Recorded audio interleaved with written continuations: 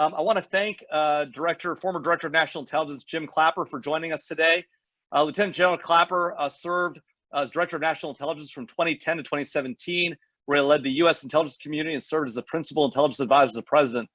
Prior to his service as DNI, Lieutenant General Clapper served in 2 administrations as the Undersecretary of Defense for Intelligence, where he was the Principal Advisor to the SecDef and Deputy SecDef on intelligence, counterintelligence, and security matters, as well as the Director of Defense Intelligence for the DNI.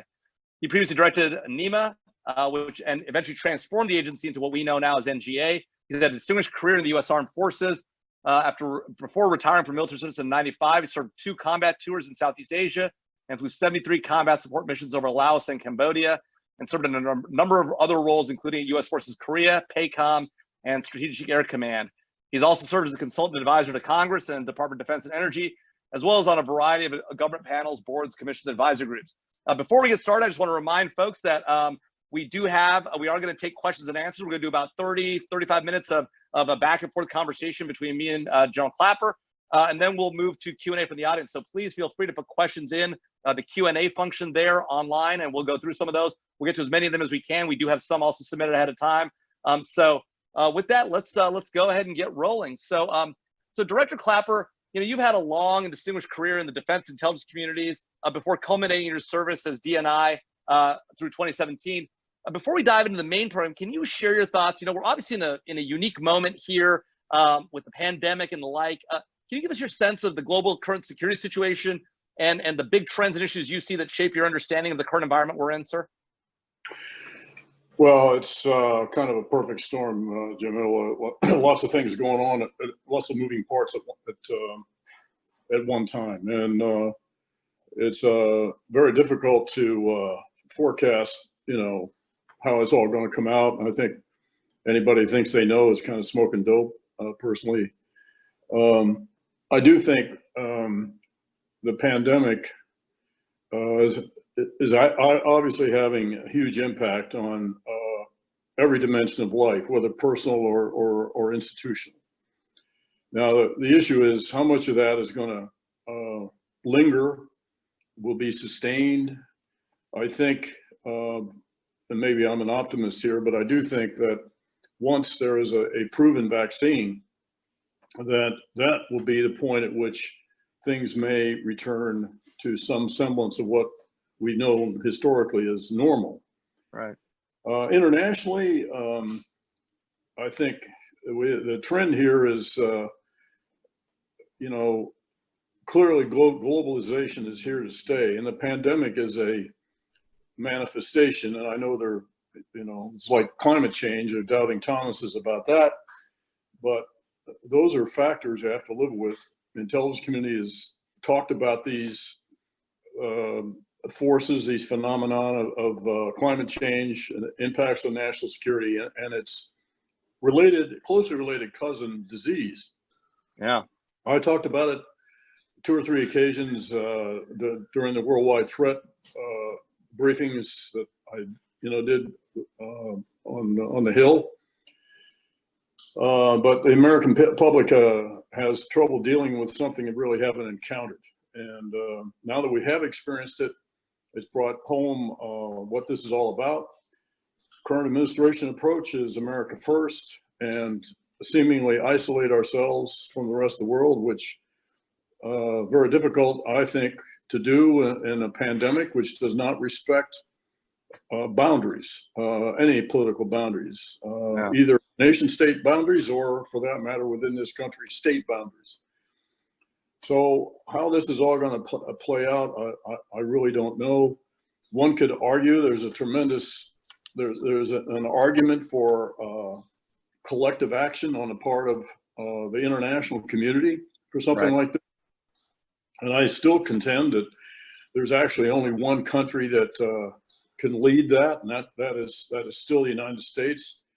Right now, the position is not to do that, is to focus on this country. But I think ultimately we're going to be driven to this because this will not be the last such threat, if you want to call it that, that we're going to have in the nature of disease. So I'd love to be able to answer your question instead of tap dancing around it, but I really can't. I know Yeah. we're in for big change. Yeah. So well, let's talk about this idea of leadership. You know, there is an increasing trend that, as you mentioned, of sort of in our country today of America stepping out of world politics and focusing increasingly at home, partly driven by the pandemic. But there's a larger trend here, right? There are those who say this trend has accelerated in the last 4 years of President Trump. There are others who point back at the prior administration, say, you know, this is a longer story of 8 years of trying to end wars in the Middle East and pivoting out of there. And putting aside, you know, whether it's a Trump or an Obama thing, right? What do you think the right role of the U.S. is in the world? I know you just said on pandemic, it's to lead the global community. What about more broadly on international issues? Like, should we be in a leadership role? Should we be stepping back? What's the right place for the U.S. to be? Well, today? one of the things I learned that I had not really appreciated as much as that I learned in my last job as DNI for 6.5 years or so was the other tools that are available to this country besides the military tool. And I think too often our somewhat knee-jerk response to situations around the war crisis situation is, well, let's inject the military. And invariably, that turns out to be fraught with difficulty. Finishing the mission as originally envisioned and extracting ourselves. And we're very much in that mode today. What I came to appreciate was the tremendous leverage afforded the United States by virtue of its economic power, Right. its diplomacy. An organization I didn't know much about at all before I became DNI is USAID. And I saw what that organization can do with appropriate resources to influence favorable outcomes throughout the world. And really no one else can match that.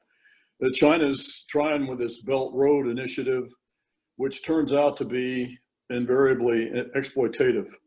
Right. So the United States, I contend, still has a role to play internationally. I don't see any other country filling the void that the United States has traditionally since World War II. And having said that, probably the apex of our power and influence was right after World War II. Right. And inevitably, as we have promoted and fostered prosperity, democracy around the world, other countries have arisen. So it's not as though the United States can dominate. There's a difference between dominating and leading. And I still think the United States has a role to play, despite the fact that we're very much in a multipolar situation today. So on this issue of leadership, so if the U.S. does have a role to play in the world and to lead in the world, and maybe not dominate, I tend to prefer domination, but I hear you on the leading role. So one of the criticisms, though, has been of sort of this diplomacy first, sort of USAID, State Department approaches. It can lead to a world where our enemies are not afraid of us, our allies aren't sure that we support them. Right? There are criticisms of both prior administrations that we've sort of stepped away from our allies. And we've not really enforced our will, even when we've set red lines. What do you think about that issue, right? Obviously, there's a question of the last 4 years, but also a question of the last 12 years, right? Is that a concern? I hear you when you say we should use the military arm. That should be our first go-to thing. But is there a role for that to play, and when does that come into play? Well, clearly there is a role to play there, and I think for me there are two prominent examples which I think are important for stability. One is NATO, and I don't think it's productive to disparage NATO. I think that's an organization that is vitally needed. It would be impossible to organize a NATO today, and it certainly is imperfect, but it has represented a pillar of stability and peace and prosperity in Europe that's, in my mind, unprecedented. The other bookend to that, to me, is our presence in the Republic of Korea. Yeah.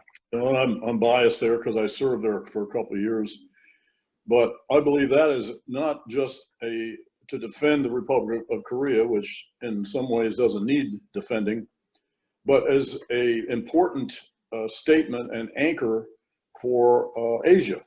Right. And just as our presence in Japan is important. So, and I guess the other lesson is, boy, just to be really, really careful and deliberate about inserting military forces, particularly in places like the Mideast.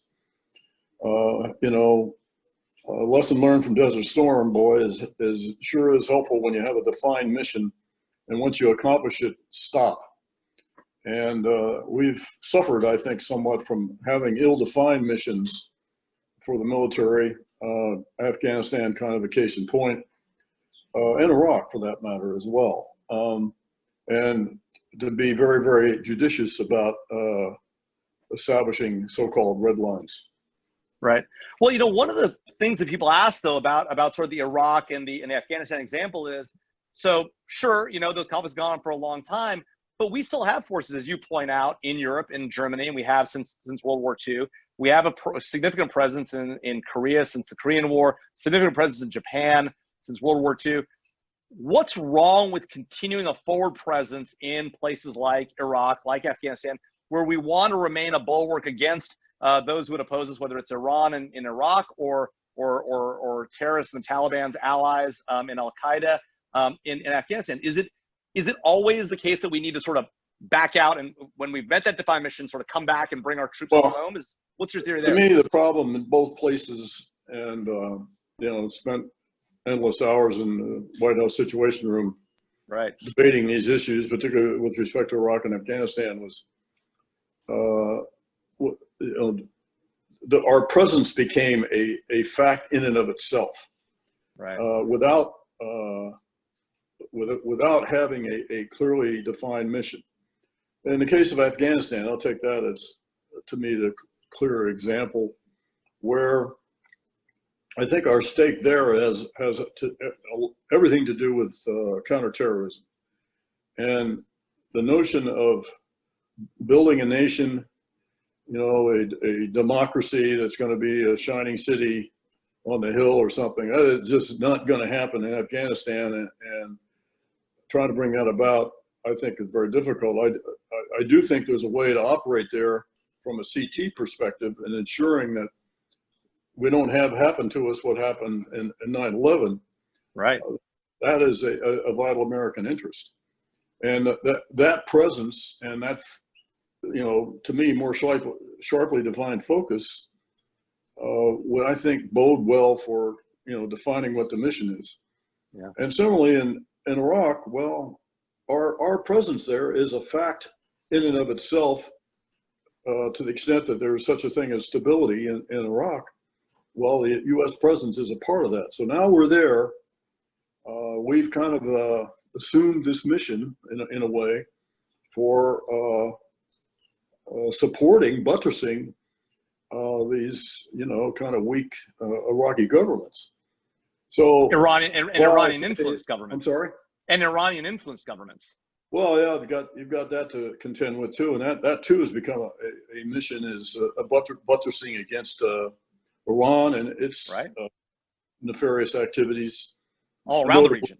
Support to organizations like Hezbollah and et cetera. And so it is. I mean, we're kind of stuck with that. I mean, that's the legacy of past decisions that past administrations, well intended though they may be, that they made. Right. Now that's a fact of life itself. So the lesson, I guess, is be very careful and deliberative and thoughtful about further incursions in the Mideast. Yeah, no, I take that point.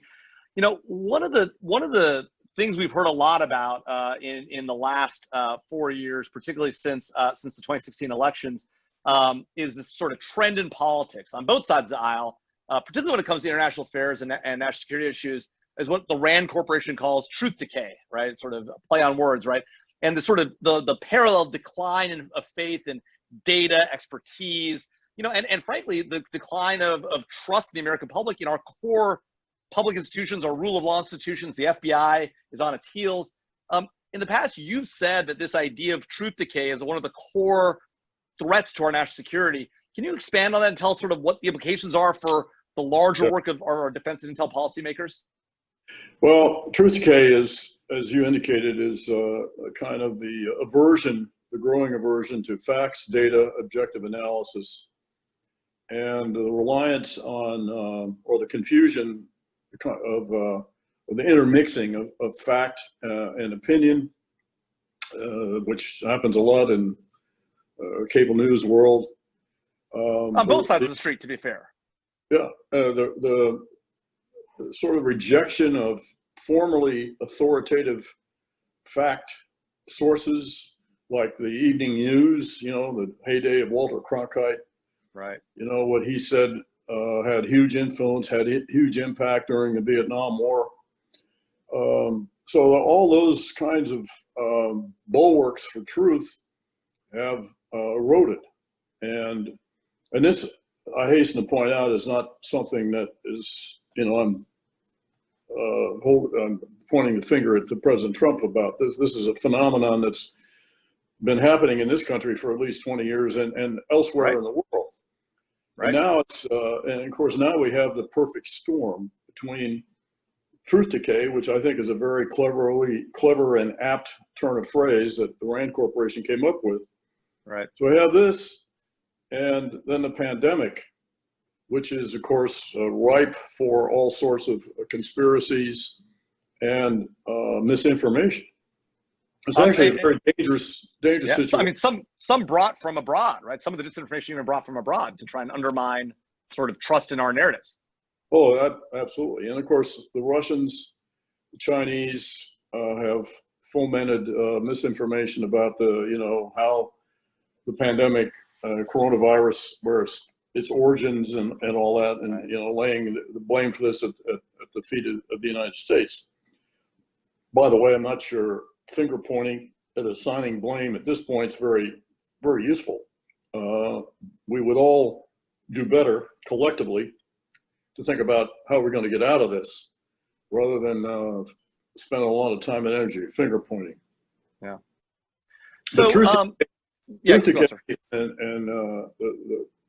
to me, which is sort of a spiritual threat, and the other bookend of that is climate change, which is more of a material threat, which has huge national security implications. I think those two forces together represent what I would consider transcendent threats, not just for the United States, but for the globe.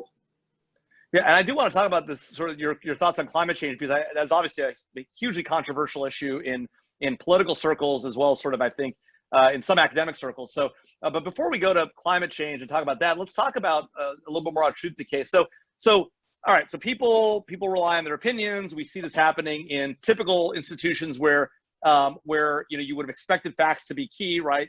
News organizations and the like. Putting that to one side, the intelligence community has long been viewed, at least historically, as sort of a truth-telling institution, right? An institution that speaks, quote unquote, truth to power, and even when it's inconvenient.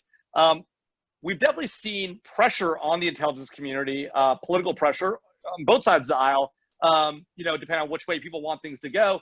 How is that playing out in your view, seeing it from the outside, having been deep inside of it for a long time, now seeing it from the outside? How is the community responding to that? Are they still able to sort of say what they think and be forthright about it? And if that's being challenged, is that something we should be concerned about as a nation? Well, first, I think I have to say that policymakers, to include policymaker number one, always have the option of accepting, rejecting, or ignoring the intelligence that they are presented. So you have to point that out as kind of factoid number one. Right. Having said that, it always has been kind of a hallmark of the U.S. intelligence community. It's kind of a simplistic bumper sticker, but it captures the idea of truth to power. That is, the U.S. intelligence community provides its best judgment, given the fact that it's never going to have perfect knowledge, perfect insight, but its best judgment based on what it does, the evidence it does have of what's happened and what's going to happen. And again, policymakers have the option of rejecting that. Right. It's not a bad thing if a policymaker is skeptical about intelligence and challenges it and all that. I think there's a difference between that and disparagement and derision, which is kind of the occasional pattern we're into now. I think institutionally, I could be wrong about this because I'm not in a position to do a climate survey, but I think institutionally, the intelligence community is still committed to that, trying to adhere to that principle of truth to power. Yeah, it's good to hear. So folks, we've got about 10 more minutes where D&I Clapper and I will go back and forth, and then we'll turn to your questions. I see there's already 12 questions in the queue, so we'll try and get as many of those as possible. We had a few submitted ahead of time, but keep putting those in there and we'll get to as many of them as we can. But let's go to climate change for a second, because I do want to talk a little about that, because it's obviously hotly controversial. There's scientific debates about how much of an effect it has, whether it's really a problem, whether it's just a cyclical trend or something that's going to cause massive issues. We've heard claims made about how climate change is contributing to either the pandemic or to global refugee flows and the like. You focus on this a lot and said that you see this as a top national security threat. Help us understand why you think it's such a big deal and what impact it's having on our national security. Because there's a lot of folks, I think a lot of our viewers out there today who are probably saying, come on, can climate change really be that big an issue that it's causing us national security problems? Well, if you look at just look at the numbers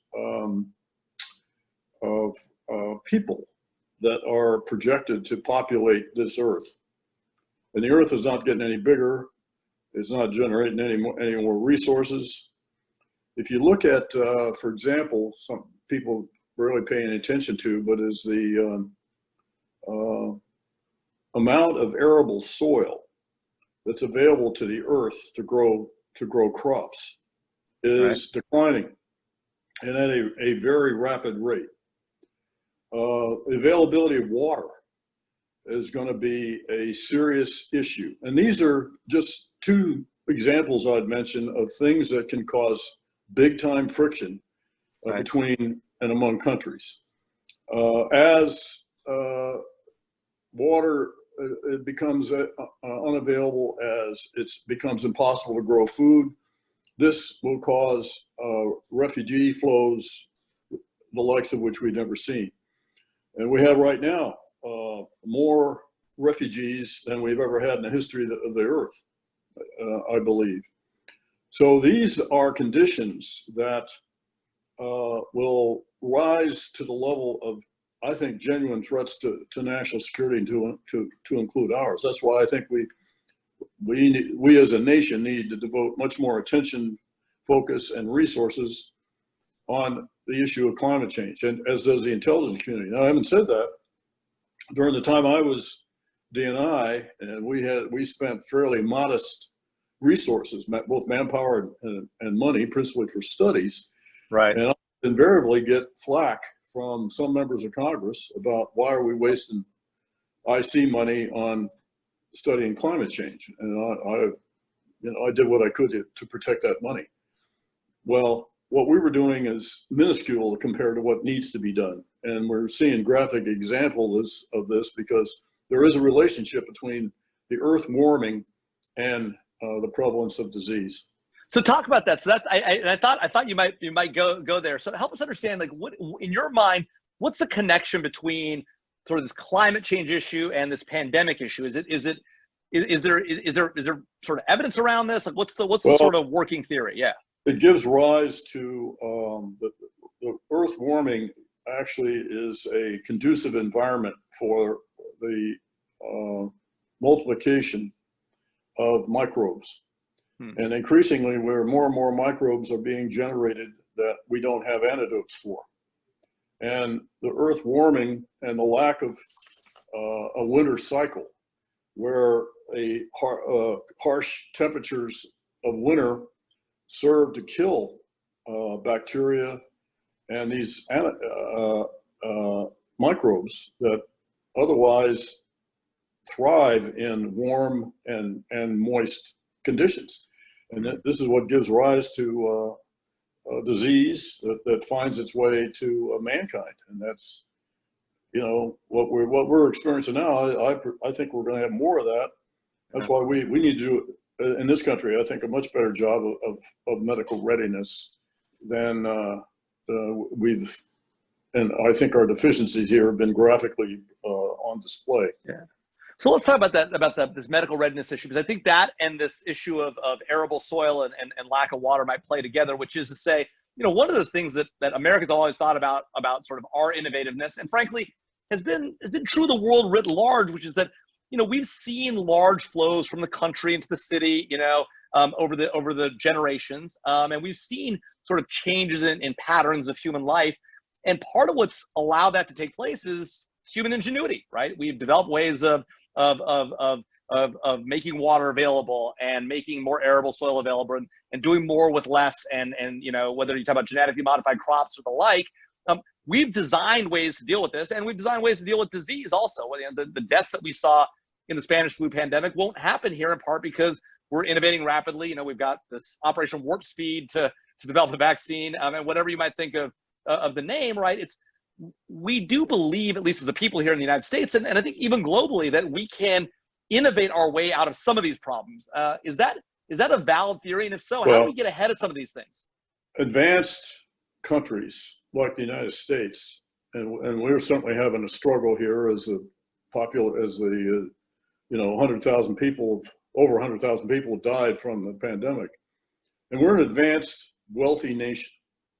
So the problem is going to be, what about the have-not countries? Many countries in the Southern Hemisphere, Africa, Latin America, that don't necessarily have the wherewithal that we have, and we've certainly had our struggles. So the real danger here is not so much that we don't have the smarts, the wherewithal, and the resources if we want to apply them. It's what about the rest of the world? Right. And if we're we're sailing along, singing a song, doing just fine, and nobody else is, we're still in a bad place. Yeah. Well, I mean, we've seen the Chinese, the Russians famously sent a plane load of supplies to the United States. Kind of astounding. You can imagine them sort of, getting this huge sort of, propaganda victory, landing, supplies on American soil. But the Chinese have been out there, and they're spending money and sending vaccines and PPE to, places in Africa and in Southeast Asia. But they're also doing it in places like Italy. A few months ago, the most retweeted tweet for an entire 2-week period in Italy was a tweet from the Chinese embassy talking about how the Italians had supported them during a typhoon or during some sort of a natural disaster, and they were now going to make it up to them during COVID. I mean, it's kind of astounding to see that kind of influence spreading. Is that something we should be concerned about in terms of the decay of American influence in the globe if we don't get out ahead of this and start bringing that ingenuity to bear, not just on our own challenges, but on the globe's challenges? You could argue that the Chinese, particularly, and they have the wherewithal, like the Russians, the Chinese have gone to school on us. And I've seen one estimate that says their Belt Road initiative is 7 times that of the Marshall Plan. And so I think they took a cue, drew a lesson from us, and have seen how, if correctly applied, they can extend their influence around the world. The problem is, though, that sometimes equipment doesn't work, or more often than not, particularly with the Belt Road thing, it turns out to be exploitative. Yes. It isn't such a great benefit to the host country. That's right. And there are examples in Africa, for example, or in South Asia, where the Chinese will bring their own labor. Right. To the detriment of the local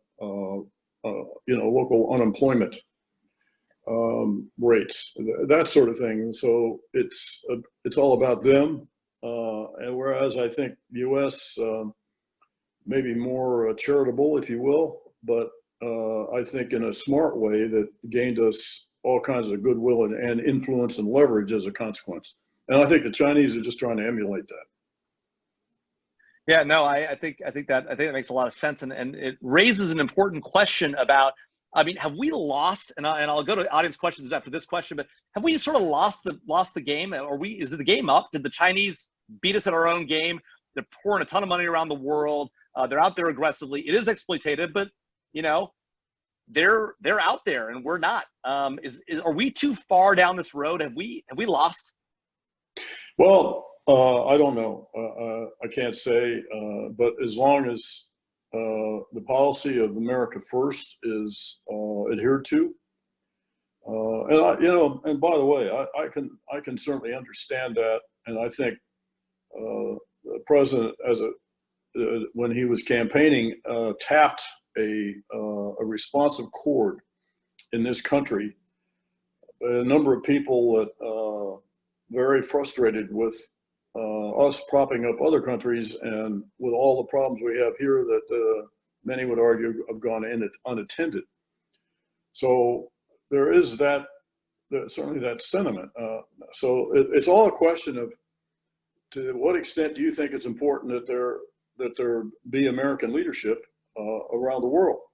If you don't, if you think we can insulate ourselves and just worry about this country and not depend on anybody else for anything, if you think that's possible, well, America First makes a lot of sense. It doesn't to me, but I'm just one guy. I just think that globalization is here to stay, and it's going to intensify, if anything. And this pandemic is just a kind of a negative example of why that's so. Yeah. Okay, so we'll go to questions from the audience. I see a question here from Matt Olson, the former director of the National Counterterrorism Center. Matt asks about the worldwide threat assessment, which you mentioned earlier, the unclassified testimony that the DNI presents to Congress. There's obviously risks in holding an unclassified briefing on intelligence at all times, right? At the same time, we haven't had a briefing this year. It looks like there's a gap, right? The public certainly hasn't gotten to hear from the intelligence community about what they see as the threats. Congress hasn't gotten that, at least in an unclassified setting. What's your view of the role of that briefing today? And is it a concern that we're not having those anymore, or at least we're on a hiatus for now? As Matt well knows, I used to hate them. It was a very awkward setting. And, you're always concerned about compromising sources and methods, or saying something that was either orally or was in the statement for the record that was going to irritate some foreign country. I think during my time as DNI, the White House got about at least 3 letters from foreign countries complaining about something that I either said directly or inferred, or something that was what would appear to be a fairly innocent statement that they took great offense to. So there's all kinds of pitfalls to it. I always likened public testimony to getting a root canal or folding fitted sheets. But I have to acknowledge that there is value in having those hearings from a couple of standpoints. One is, it is an opportunity for the American public to hear directly from the intelligence community leadership about what the prevalent threats are and what they need to be concerned about. And as Senator Feinstein once pointed out to me when I was complaining to her about them, about these hearings, is it's a chance as well for the American people to see in person the people that are stewards of the intelligence community and are responsible for spending a lot of their money. So those are valid arguments. So I just endure those hearings. Fair enough. Well, so speaking of the intelligence community, Amy Ziegert, who's on our advisory board and is a scholar at Stanford, she mentioned that the threat environment, hasn't been more complex than it is today. Intelligence is critical. So in your mind, what are the 3 most important changes that the IC needs to make today to get better at its job, to improve its performance? Well, I think for one, the intelligence community needs to be less insular. I think there's a tremendous gold mine of information, which the intelligence community certainly understands, in so-called open source, which turns out to be a very valuable source of information. So clearly, that to me is an overriding consideration. I think the intelligence community needs, and this pandemic is proving this, needs to figure out a way to operate on a more decentralized basis. Yeah. I mean by that, getting serious about secure wireless. Inevitably, in combat situations, there are compromises made with the peacetime rules and regimens about security, whether physical or electronic. Yeah, you can't build skiffs in combat environments, and yet we do TSSA material all the time. In the interest of saving lives, right, and being successful in a combat situation. Well, we're in a combat situation. This is just a different adversary, where crowding people together in large concentrated campuses, which is the case now with particularly our agencies, right, is not good. And we need to be able to decentralize and operate and have more meaningful telework at the classified level, and trust the employees to do the right thing. So those are two. I'm not sure I'm good for three. So I think it's interesting on that question. Just a quick follow up. Senior leaders in the IC have skiffable spaces in their homes, in their workspaces. We used to have. Back in the late 2000s, we had classified cell phones we could carry. It was a pain in the rear to use, right? They weren't particularly effective, and they only went to the secret level. But what's holding us back from doing more on secure wireless and we've got the ability to do encrypted tunnels. What's the challenge there? There's real threats there. Yeah, that's why. So we've done before I left, we had done allowed to happen pilot programs for the use of wireless, but always in a confined physical space within a fenced area. So I believe that there's more that can be done. I acknowledge there's some risk there, but I just think that we're going to have to the intelligence community is going to have to figure that out. Yeah, no, I think that makes sense. Brian Powers asks, do you see a need for changes in intelligence oversight mechanisms, either increasing or decreasing the operational constraints on them? And in particular, he mentions the legislative, executive, and judicial branches. I'd be interested in knowing whether you think Congress needs to do more on intelligence oversight, and how can they get into the weeds? One of the challenges with the IC is the IC's got a lot going on. You don't want to get too much into operational issues, but at times it's important to know what's going on. How can Congress deal with that issue in your mind? Well, first of all, there has always been and always will be an aura of suspicion about the intelligence community, and for that matter, law enforcement, because a lot of what they do necessarily it has to be classified or secret. If the intelligence community were completely transparent, you wouldn't have much of an intelligence community. And having said that, I was Vietnam, Southeast Asia. That was my war, so to speak. Right. And I was a young pup at NSA during Church Pike and the hearings, and of course, one of the major outgrowths of those hearings was the stand-up of the two oversight committees in the late 70s, the HPSI, right. House Permanent Select Committee for Intelligence, and I think a year later, the Senate Select Committee for Intelligence. Right. And those are very, very important institutions in our framework. And the reason is because the members of those committees have to act as surrogates or proxies for the American public, so that they can watch over what the intelligence community is doing to ensure that its activities are legal, moral, and ethical. And when the committees first stood up, by and large, there were exceptions to this, but by and large, the members took it as a sacred national public trust, unrelated to their home state, home district, or their party. Right. Now that obviously over the years has eroded.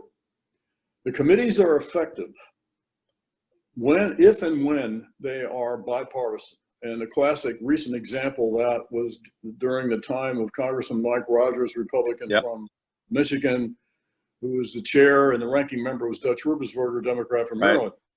And they just made a pact together that they thought that what they were doing was important enough to make it bipartisan. As a consequence, they were very effective and were regarded as credible by the Intelligence Committee. And when it's partisan, they're not effective and they're not regarded as credible. But those committees, in my opinion, are very, very important in our scheme of things. It's not like the Department of Agriculture or the Department of Interior or Health and Human Services, et cetera, which can largely do things in an unclassified context. Well, not so with intelligence.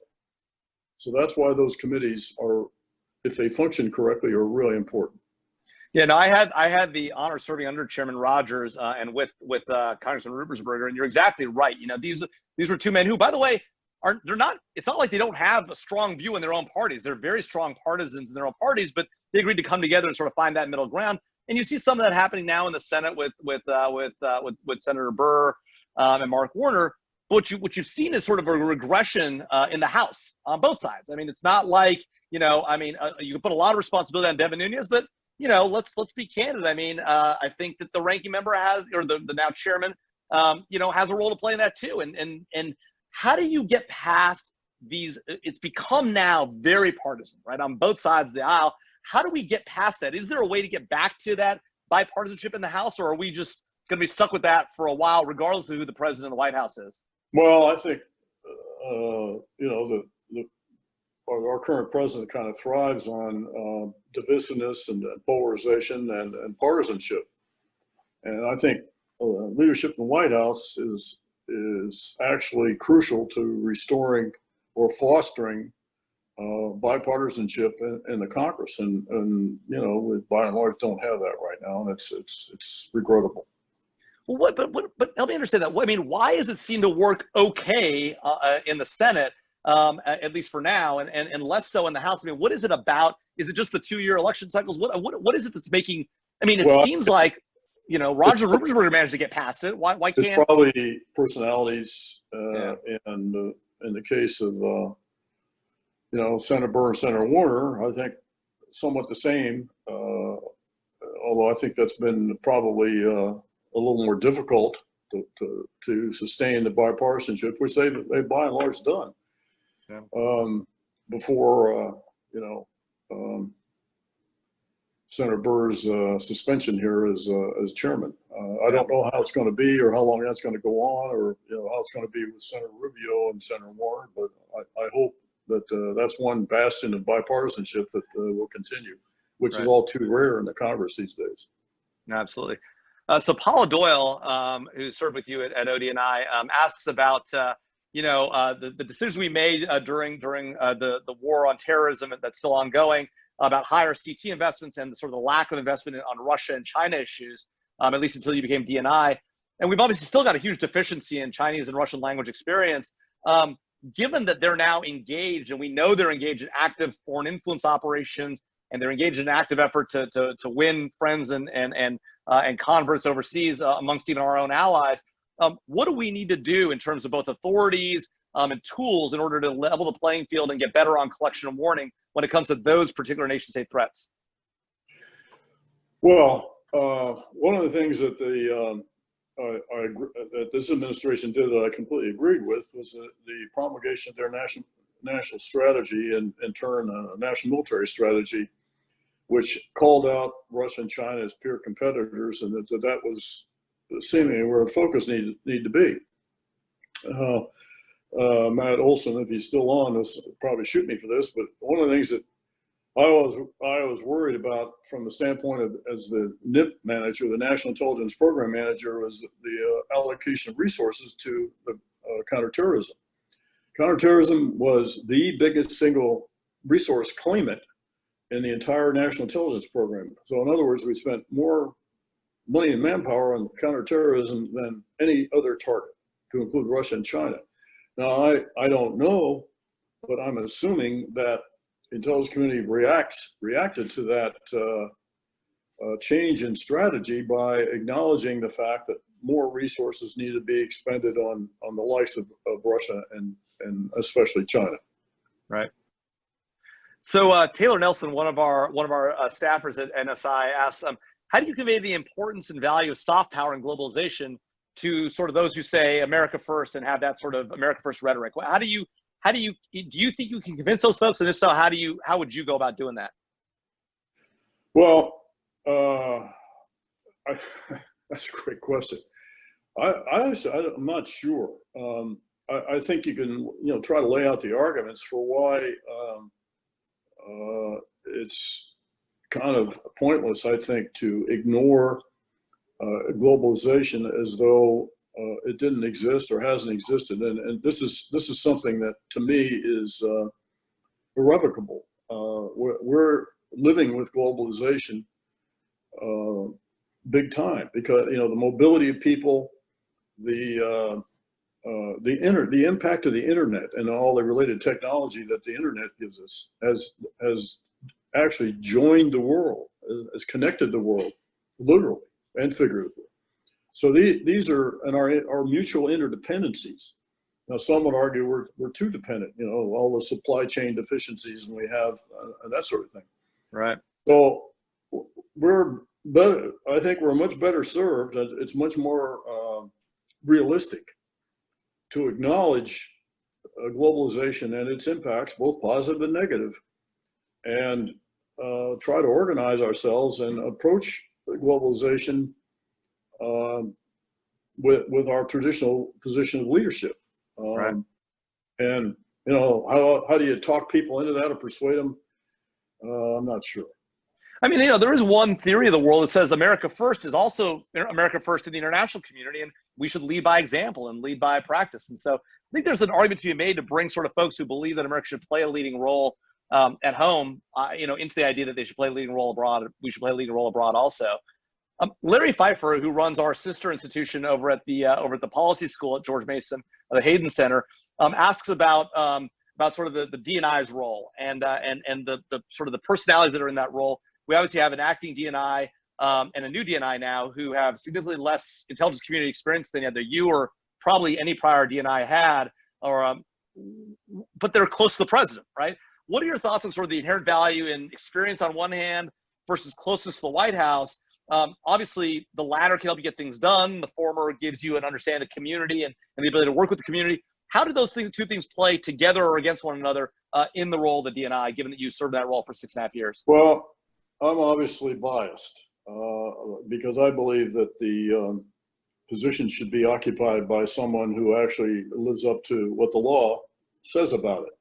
The Intelligence Reform and Terrorism Prevention Act stipulates that the incumbent, the D&I, should be someone who has extensive national security expertise, and specifically in intelligence. So I've always felt that someone who's had that kind of experience is better suited to be the Director of National Intelligence.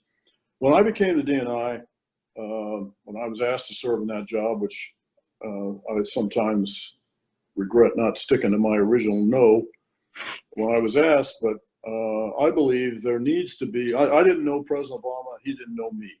Right. He took me based on recommendations of others, notably Bob Gates, who's Secretary of Defense. Right. I do think that was a good, healthy situation. I was not an insider in the White House, nor should I be. And I think there needs to be a certain degree of, independence and autonomy on the part of the D&I, much like the director of the FBI. That's originally why the term of office for the director of the FBI is 10 years. It was right. To promote independence, objectivity, and separation from political considerations in the White House. Of course, we've seen all that kind of erode. Well, so one of the concerns on the other side, though, right, is that there's a concern that, that intelligence was politicized. There's been these debates, and we don't need to get into the details of it, but there have been these debates about whether intelligence was politicized in the lead up to the elections, or whether, some of these tools of law enforcement, intelligence, surveillance were used inappropriately. Is there a reason to say, well, maybe that objectivity wasn't as objective as we would have wanted, and is there some a need for either more political oversight of that, or at least more outside congressional oversight of that activity? Well, obviously that's a subject of endless debate. Right. As I reflected back on it, my concern at the time, if we're referring specifically to the run-up to the election in 2016, was the Russians, what the Russians were doing. And I was less concerned about what the Trump campaign was doing, which seems to now be the focus of everyone's attention. And my concern, others have to speak for themselves, was the profound threat posed by the Russians interfering in our political processes. Now, the Russians have a long history of interfering in elections. Theirs and other people's. Right. But as do the Chinese, by the way. People forget and that too.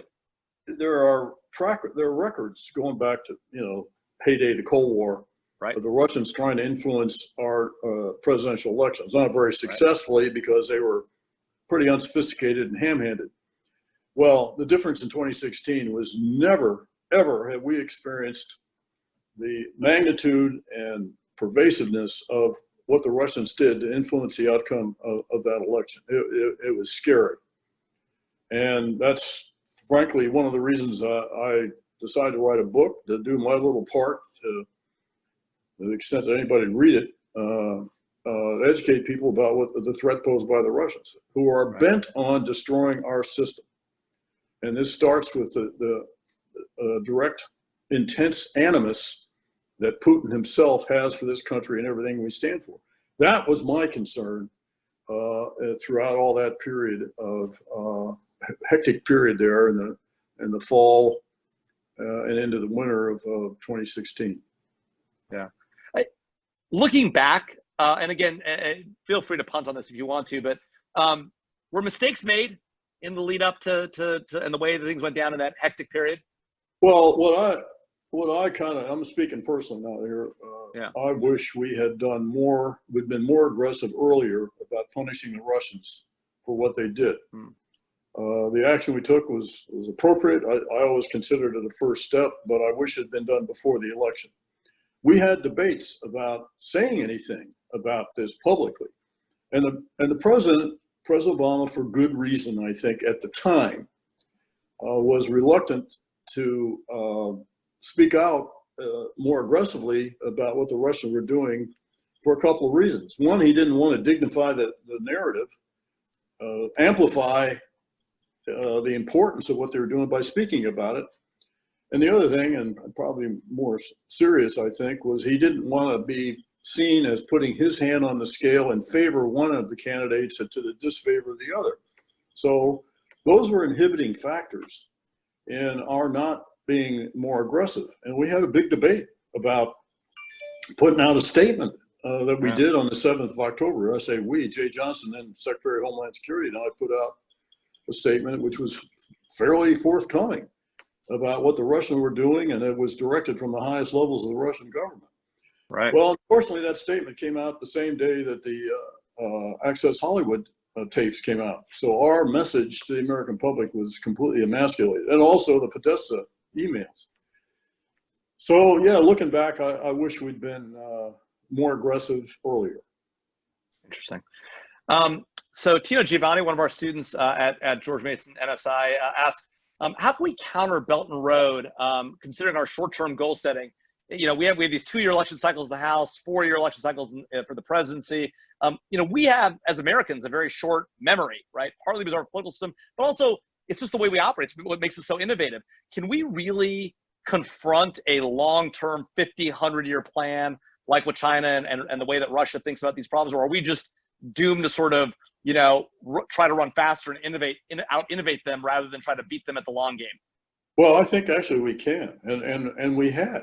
I think if you think about it, if you go back to 1945, for about 70 years, despite the change in administrations, Republican, Democratic, to me, there was a pretty fair amount of continuity and stability in basic American precepts that we were trying to foster, trying to advocate around the world. And there was pretty much a lot of consistency. Sure, there were differences in tone and emphasis and all that sort of thing, but the basic precepts pretty much unchanged until this administration. So the question is, well, is that the desired course for the United States to be in that position of leadership, even in a multipolar, very diverse world that we're in now? Well, I think it's not only possible, but necessary that the U.S. reassume that role. Great. And I'll take one last question, and then we'll end right on time at 6 o'clock. So are economies, directed economies and authoritarian governments like China, are they better placed than democracies to deal with managing the risks of things like the pandemic? Are they just better at it? That's the narrative China's trying to put out there. Do we think that's Well, right? I don't think so. And I think coming out of this pandemic is going to will be a test of that. And we're not going to have an overnight recovery. Certainly, it's going to take a long time. But I think we're going to make adjustments as a result of the lessons that we've learned from enduring the pandemic and the lockdown and all that over long term are going to strengthen the economy. Now, said that, I don't mean to be casual about it, because we're going to have a lot of economic casualties here. Right. Small businesses and the like.